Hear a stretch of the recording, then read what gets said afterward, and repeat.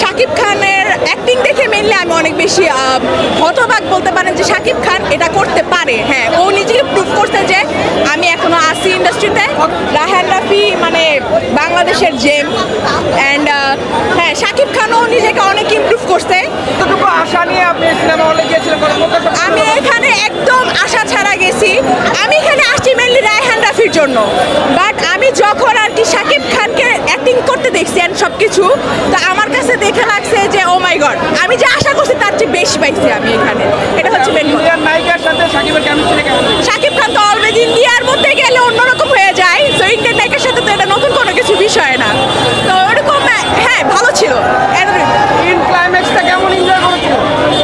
অস্থির অস্থির। আমি প্রিডিক্ট করতে, হ্যাঁ একটা পর্যায়ে মাঝখান পর্যন্ত আপনার প্রিডিকশন মিলবে, বাট হাফ অ্যান আওয়ারের পরে মানে মুভিটার হাফের পরে আপনি একদমই প্রিডিকশন করতে পারবেন না।